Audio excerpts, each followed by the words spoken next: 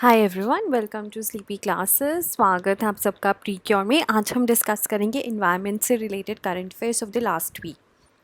तो जो टॉपिक्स हम डिस्कस करने वाले हैं वो है mass hatching of olive ridley turtles. तो अभी रिसेंटली कुछ हफ्ते पहले हमने बात करी थी कि ऑलिव रिडले टर्टल्स ने नेस्टिंग स्टार्ट कर दी है ऑन ऋषिकुल्या कोस्ट। राइट, अब उनकी हैचिंग स्टार्ट हो गई है, hence we are discussing it again.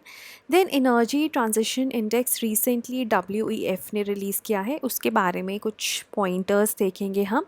Then forest resources assessment report 2020, ये global forest resources assessment report है जो FAO रिलीज़ करता है, UN की एजेंसी है। तो हर 5 सालों में ये रिलीज़ करता है, 2015 में लास्ट आई थी। तो अगर आप ISFR देखो जो इंडिया की रिसेंटली 2019 की रिलीज़ हुई है, उसमें भी इंडिया ने अपना जो पार्ट है, जो भी इंडिया की असेसमेंट है, उसने रिसेंटली FAO को भेजा था और उसका उसमें मेंशन भी है। और उसमें अगर हम बात करें तो FRA 2015 के ऊपर फैक्ट्स बेस्ड है। तो अभी हम FRA 2020 जो कि अभी रिसेंटली रिलीज़ हुई है, एक्चुअली में मार्च में रिलीज़ होनी थी लेकिन थोड़ी डिले हो गई, तो उसके बारे में कुछ पॉइंटर्स डिस्कस करेंगे। ठीक है, एंड लास्टली वी हैव साल फॉरेस्ट टॉयस। ठीक है, इसके बारे में कुछ इंपॉर्टेंट चीज़ें हैं जो हमें डिस्कस करनी है। सो शुरू करते हैं mass hatching of olive ridley turtles के साथ। अब जो ऋषिकुल्या रुकरी है या ऋषिकुल्या कोस्ट है उड़ीसा में, that is one of the major nesting sites. ठीक है, मेजर नेस्टिंग साइट है, मेजर हैचिंग साइट भी हो जाएगी अब, क्योंकि वहाँ पे अभी मास हैचिंग हैज़ स्टार्टेड। ठीक है, so it is largest mass nesting site for the olive ridley turtle. तो अगर हम दुनिया भर में देखें तो सबसे ज़्यादा जो नेस्टिंग है, सबसे ज़्यादा जो मास नेस्टिंग होती है ऑलिव रिडले टर्टल्स की, वो ओडिशा के कोस्ट पे होती है, जिसको ऋषिकुल्या कोस्ट के नाम से जाना जाता है, followed by the coast of Mexico and Costa Rica. ठीक है, so that is how important Rushikulya coast is for olive ridley turtles. काफ़ी ज़्यादा महत्वपूर्ण है उनके लिए। सो अगर आप देखो, ये पिक्चर है, ये मैंने द हिंदू से ली है, इसमें आप छोटे छोटे हैचलिंग्स देख सकते हो। Okay, so thousands of hatchlings came out of the nests buried in the sand। तो जो सैंड में जो ये ऑलिव रिडले टर्टल्स अपने नेस्ट बरी कर देते हैं, and then the hatchlings they come out. ठीक है, और 80 to 100 turtles hatch from each nest, और बेसिकली 45 से 60 दिनों में हैच करते हैं। वेरिएशन इसलिए रहता है क्योंकि टेम्परेचर सही होना चाहिए, सैंड का टेम्परेचर, एटमॉस्फेयर का temperature, it should be perfect, then only they will hatch, right. और सबसे इम्पॉर्टेंट बात है, क्योंकि इस साल कोविड-19 की वजह से लॉकडाउन था, तो ह्यूमन इंटरवेंशन कम था, लोगों ने आके डिस्टर्ब नहीं किया, टूरिस्ट ने आके डिस्टर्ब नहीं किया, जिसकी वजह से काफ़ी जो नेस्टिंग थी और हैचिंग थी काफ़ी स्मूथ रही। ठीक है, उसके बाद ऑलिव रिडले टर्टल्स के बारे में कुछ फैक्ट्स, जो कि मैं हर बार जब भी हम ऑलिव रिडले टर्टल्स डिस्कस करते हैं, I come up with this. So they are the smallest and they are the most abundant of all the sea turtles. ठीक है, सी में मिलेंगे, ऑब्वियसली हम कोस्ट की बात करें तो सी टर्टल्स हैं, और ये मोस्टली आपको warm waters of Pacific, Atlantic और इंडियन ओशन में मिलते हैं। और these turtles along with Kemp's ridley turtle, ठीक है, कैम्प रिडले टर्टल और olive ridley turtle are known for mass nesting phenomenon, के सारे जो टर्टल्स हैं ना, इकट्ठे नेस्टिंग करते हैं, इकट्ठे हैचिंग करते हैं। इस प्रोसेस को अरीबाटा भी कहा जाता है। ठीक है, so where 1000 of turtles comes ashore at the same time to lay eggs. ठीक है, तो नेस्टिंग उनकी सबकी एक टाइम पे होती है, और ये काफ़ी यूनिक फिनोमिनन है जिसको हम ऑलिव रिडले टर्टल्स के साथ एसोसिएट करते हैं। बट इसका मतलब ये नहीं है कि स्पोराडिक नेस्टिंग नहीं कर सकते, कि अलग अलग नेस्टिंग नहीं कर सकते, वो भी होता है, लेकिन क्योंकि एक यूनिक फिनोमिनन इनके साथ एसोसिएटेड है, तो हम उसको ज़्यादा स्टडी करते हैं।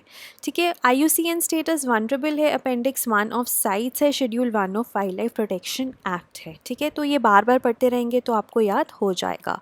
So next is energy transition index. देखो, एनर्जी ट्रांजिशन इंडेक्स निकालता कौन है, सबसे इम्पॉर्टेंट चीज़ ये है। ठीक है, वर्ल्ड इकोनॉमिक फोरम निकालता है।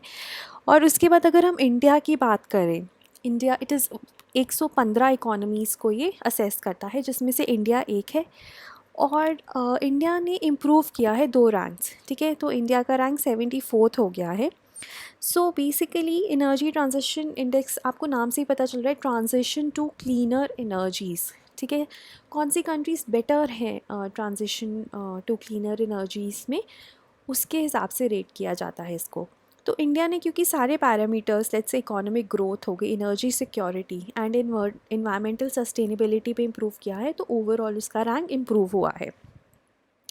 अब ये जो इंडेक्स 115 इकोनॉमीज़ को असेस करता है on the basis of their current performance of their energy systems across economic development, ठीक है, environmental sustainability and energy security, ठीक है, and eight the same time वो असेस करता है कि कितनी रेडीनेस है कि वो एनर्जी ट्रांजिशन कर पाए, उस एनर्जी में ट्रांजिशन कर पाए जो सिक्योर है, सस्टेनेबल, अफोर्डेबल और इंक्लूसिव है, राइट। सो अभी एक और चीज़ बताई WEF ने, जो कि जिनेवा बेस्ड है, कि कोविड-19 कॉम्प्रोमाइज़ करेगा इस जो भी अभी तक हमने अचीव किया है, जितना भी कंट्रीज़ ने अचीव किया है in as far as energy transition is concerned. एक तो वो हमारे जो भी हमने गेन्स लिए थे वो कॉम्प्रोमाइज़ हो सकते हैं, और आगे ट्रांजिशन करना भी कॉम्प्रोमाइज़्ड हो सकता है because of the unprecedented disruptions हैं जो अभी तक नहीं देखी गई, ठीक है, इमेजिन नहीं की गई जो इस पेंडेमिक ने कॉज की हैं, ठीक है।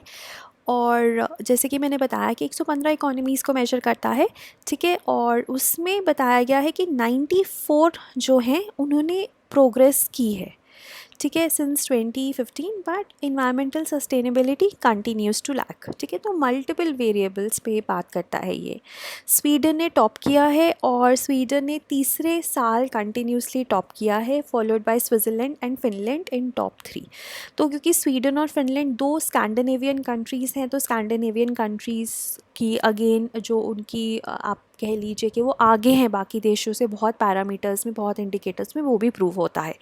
G20 कंट्रीज़ की बात करें तो सिर्फ 2 कंट्रीज़ हैं टॉप 10 में, फ्रांस और UK, राइट। उसके बाद इंडिया की बात करें, इंडिया ने इम्प्रूव किया है, तो उसके गेन्स इसलिए आए हैं क्योंकि गवर्नमेंट ने रिन्यूएबल एनर्जी का जो प्रोग्राम है उसको और एक्सपैंड कर दिया है। उन्होंने टारगेट दिया है 275 गीगावाट्स बाय 2027, जो अभी का टारगेट है वो 175 गीगावाट्स बाय 2022 था, उसको और एक्सपैंड कर दिया है, ठीक है। उसके बाद एनर्जी एफिशिएंसी में इंडिया ने बहुत ज़्यादा सिग्निफिकेंट इम्प्रूवमेंट्स की हैं। LED बल्ब्स की बात करें, स्मार्ट मीटर्स की बात करें, ठीक है, और इलेक्ट्रिक व्हीकल्स की जो कॉस्ट हैं उसके लिए भी इंडिया मेजर्स ले रहा है कि उनकी कॉस्ट कम हो, ठीक है। So India is one of the few countries, ये बहुत इंपॉर्टेंट है, कुछ ऐसे देशों में से एक है इंडिया जिसने कि consistent year on year progress किया है 2015 से, कि 2015 से उनका जो रैंक है कंसिस्टेंटली इम्प्रूव ही होता आ रहा है। India has improved in all the 3 dimensions of energy triangle, ठीक है। एनर्जी ट्रायंगल है तो मतलब 3 डायमेंशंस होंगे, economic development, energy access and security and environmental sustainability, तीनों में इंडिया ने एक्सेल किया है, ठीक है। और सिर्फ 11 कंट्रीज़ हैं आउट ऑफ 115 जिन्होंने कि इम्प्रूव किया है, और उनमें से इंडिया एक है। उसके अलावा इटली, चाइना और अर्जेंटीना भी है, ठीक है। और कुछ और कंट्रीज़ हैं जिन्होंने डिक्लाइन भी किया है, जिसमें Canada, Malaysia, Lebanon, Nigeria, Turkey है, और US ranks outside the top 25% for the first time, primarily due to the uncertain regulatory outlook for energy transition. तो एनर्जी ट्रांजिशन के लिए कोई सर्टनिटी नहीं है कि यही हम फॉलो करेंगे बात, तो उस वजह से US पहली बार 25% से टॉप 25% से नीचे आया है, तो ये भी एक इम्पॉर्टेंट फैक्ट है। Next is FRA 2020, forest resources assessment, global forest resources assessment, इसको कॉमनली हम FRA के नाम से जानते हैं। FRA 2020 है, FRA 2015 होता है, और ये FAO ने रिलीज़ किया है, ठीक है। यूनाइटेड नेशंस बेस्ड बॉडी है, फूड एंड एग्रीकल्चरल ऑर्गेनाइजेशन, उसने रिलीज़ किया है ये, ठीक है। अब it has examined the status of and trends in more than 60 forest related variables in 236 countries and territories in the period of 1990 to 2020. So अब देखो वेरिएबल्स स्टडी कितने किए हैं, 60, ठीक है। 60 वेरिएबल्स को स्टडी किया है इस असेसमेंट में जिसकी बात की गई है, 60 वेरिएबल्स हैं, और टाइम पीरियड देखो 1990 से 2020, ठीक है। अब इसने ये बताया है कि world has lost 178 million hectares of forest since 1990, which is रफली द साइज़ ऑफ लिबिया। तो लिबिया जितना साइज़ है लिबिया का, उतना हमने फॉरेस्ट एरिया लूज़ कर दिया है, बट ये भी बताता है कि जो नेट फॉरेस्ट लॉस है, ठीक है, वो डिक्रीज़ हुआ है, उसका जो रेट है वो डिक्रीज़ हुआ है।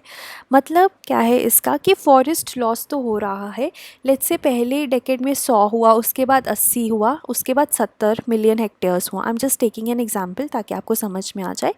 तो रेट देखो डिक्रीज़ हुआ है, फॉरेस्ट लॉस तो हो रहा है, पहले डेकेड में 100 हुआ, दूसरे डेकेड में 80 हुआ, तीसरे में 70 हुआ, तो लॉस तो हो रहा है। लेकिन देखो पहले 100 हुआ, फिर उसके बाद 80 हुआ, तो रेट जो है वो कम हो गया है, क्योंकि डिफॉरेस्टेशन कुछ देशों में कम हो गई है और एफॉरेस्टेशन भी बढ़ गई है, ठीक है। सो जो रेट है वो 7.8 मिलियन हेक्टेयर्स पर ईयर था, अब वो 5.2 मिलियन हेक्टेयर्स पर ईयर पे आ गया है। सबसे ज़्यादा लॉस हुआ है अफ्रीका में, ठीक है, had the largest annual rate of net forest loss. Asia का गेन हुआ है, ठीक है, तो ये एक इम्पॉर्टेंट चीज़ है। बट रेट देखें तो नेट गेन का रेट भी कम है, ठीक है। Then world's total forest area was 4.06 billion hectares which was 31% of the total land area, ठीक है। और बात करें ट्रॉपिकल सबसे ज़्यादा है इन टर्म्स ऑफ फॉरेस्ट, और 54% ऑफ द वर्ल्ड फॉरेस्ट 5 देशों में है। कौन से? Russia, Brazil, Canada, USA and China. और जो नेचुरली रीजनरेट होता है फॉरेस्ट वो भी डिक्रीज़ हुआ है, ठीक है। और rate of increase in the area of planted forest slowed in the last 10 years. देखो ये कुछ ना फैक्ट्स हैं इसमें, and I can totally understand कि आपको बहुत ज़्यादा हैवी लग रहा होगा ये। तो आप ये कर सकते हैं कि इसको बार बार रिविज़िट करें, और इनफैक्ट आने वाले लेक्चर्स में मैं भी इसको बार बार रिविज़िट करूँगी, इन माय प्री मिक्स में भी मैं इसको रिविज़िट करूँगी ताकि आपको ये अच्छे से याद हो जाए, और भी डिटेल में हम इसको डिस्कस करेंगे, ठीक है। प्लांटेशन फॉरेस्ट जो होते हैं वो 3% है, और हाईएस्ट परसेंट साउथ अमेरिका में है, ठीक है, प्लांटेशन की। और अगर हम बात करें कि 726 million hectares of forest in protected areas around the world है, और साउथ अमेरिका में सबसे ज़्यादा फॉरेस्ट इन प्रोटेक्टेड एरियाज़ हैं, ठीक है। उसके बाद नेक्स्ट है सेल फॉरेस्ट टॉर्टॉइस। जो सेल फॉरेस्ट टॉर्टॉइस है ना, ये आपको north eastern part of the country में बहुत मिलता है, साउथ ईस्ट एशिया में भी बहुत मिलता है, वाइडली डिस्ट्रीब्यूटेड है, लेकिन कॉमन नहीं है, दिखता नहीं है ये, ठीक है। और इनफैक्ट ये भी देखो, जो 29 स्पीशीज़ हैं fresh water turtle and tortoise की जो इंडिया में मिलती हैं, उसमें से 23 में से जो 29 है ना वो थ्रेटेंड कैटेगरी में है। मतलब उनका जो जो उनका स्टेटस है, IUCN स्टेटस है, वो थ्रेटेंड है, ठीक है। और इनफैक्ट इसका जो सेल फॉरेस्ट टॉर्टॉइस है, इसको इलोंगेटेड टॉर्टॉइस भी कहा जाता है, और इसका स्टेटस क्रिटिकली इंडेंजर्ड है क्योंकि हेविली हंटेड फॉर फूड है, एंड इनफैक्ट और डेकोरेटिव मास्क वगैरह में भी यूज़ होता है ये। This is how it looks. और ये इसलिए न्यूज़ में था क्योंकि wild life institute of India which is based out of Dehradun, उन्होंने स्टडी करी और उन्होंने बताया कि जहाँ पे ये एक्चुअली मिलता है ना, और जो इसके लिए प्रोटेक्टेड एरिया है, ठीक है, सपोज़ ये प्रोटेक्टेड एरिया है जहाँ पे ये इसको हम प्रोटेक्शन ऑफर कर रहे हैं, और जो इसका एक्चुअल हैबिटेट है उसमें बहुत कम ओवरलैप। आइडियली तो जो प्रोटेक्टेड एरिया होना चाहिए और जो हैबिटेट होना चाहिए वो ओवरलैपिंग होने चाहिए ना, लेकिन बहुत कम ओवरलैप है, ये स्टडी से पता चला है, ठीक है। 90% of the distribution of the species falls outside the current protected area network, ठीक है। सो ये है। और जो representation of the species in protected areas is least, ठीक है, and there is no little to no connectivity among most of the protected areas where the species is present. तो एक तो प्रोटेक्टेड एरियाज़ में मिलता ही नहीं है ये, ठीक है, उसके बाहर ही मिलता है। और दूसरी चीज़ है कि अगर प्रोटेक्टेड एरियाज़ में मिलता है भी तो दो प्रोटेक्टेड एरियाज़ में आपस में कनेक्टिविटी नहीं है। तो आप ये देखो ना कि क्रिटिकली इंडेंजर्ड है, मतलब बहुत कम नंबर्स हैं इसके इन द इन्वायरमेंट। तो उसके बाद भी आप इसको प्रोटेक्ट नहीं कर पा रहे हो। आप जो प्रोटेक्ट कर रहे हो जो प्रोटेक्टेड एरिया है, ठीक है, उसमें ये मिलता ही नहीं है, ठीक है। तो इस आर्टिकल में ना हिंदू भी यही बोला गया था कि जो मैमल्स है ना, टाइगर्स वगैरह है, एलिफेंट है, इनको बहुत प्रोटेक्शन मिलती है, ठीक है, लेकिन जो एम्फीबियंस हैं या रेप्टाइल्स हैं, इनको इतनी प्रोटेक्शन नहीं मिल पाती, और इनको भी उतनी प्रोटेक्शन की ज़रूरत है। अब ये ना साउथ ईस्ट एशिया में मिलता है, फॉर इंस्टेंस इंडिया में, नेपाल, बांग्लादेश में। अब India and Bhutan and all these countries na, they collaborate for the conservation of tiger, but they'll not collaborate for the conservation of the amphibians or reptiles. So वो बात की गई है कि वो बहुत ज़रूरी है और हमें वो करना चाहिए क्योंकि ये भी तो उतने ही important है. So the study also found that 29% of the predicted distribution जो इसकी स्पीशीज़ की है वो उन एरियाज़ में मिलती हैं जहाँ पे फायर जोन्स हैं, जहाँ पे लेट्स से झूम फायर है। तो उस वजह से क्या होता है, फायर एक तो डायरेक्टली किल कर देगी, है ना, और दूसरी बात है उन टॉर्टॉइस को एक्सपोज कर देगी, जिससे कि लोगों को वो मिल पाएगा। और देन वाइल्ड लाइफ ट्रेड होती है, इसकी डेकोरेटिव मास्क बनते हैं या फूड बनता है, फूड के लिए हंट किया जाता है। तो वो फायर से दो नुकसान है, एक तो डायरेक्टली मार देगी, ऑब्वियसली फायर है तो डायरेक्टली मार देगी, और दूसरी चीज़ ये है कि ह्यूमंस को ईजीली मिल जाएगा ये। और उसके बाद सॉइल में मॉइस्चर को इफ़ेक्ट करती है, ठीक है। So that is there. And अभी ये कहा जा रहा है कि 80% जो इसकी पॉपुलेशन है लास्ट 3 जनरेशन्स में लूज़ हो गई है, ठीक है। So this was regarding your today's precure. उसके बाद अगर हम बात करें अपने कोर्सेज़ की, तो हमारा प्रीलिम्स क्रैश कोर्स चल रहा है फॉर 2020, ठीक है। सब्जेक्ट वाइज क्रैश कोर्स भी है। और अगर हम 2021 के कोर्सेज़ की बात करें तो PCM बैच है। देखो इसमें हमारे पास बहुत सारे एक तो कंटेंट मिलता है आपको, उसके बाद हर एक लेक्चर के बाद you have small amount of MCQs, 3 to 5 MCQs का क्विज़ रहता है। देन आंसर राइटिंग है, ठीक है। अब आंसर राइटिंग आप इवैल्यूएटेड कर सकते हो या विदाउट इवैल्यूएशन कर सकते हो, ठीक है। फिर प्रीलिम क्रैश कोर्स भी मिलेगा, ठीक है। तो काफ़ी ज़्यादा कॉम्प्रिहेंसिव कोर्स है और काफ़ी नॉमिनली प्राइस्ड है।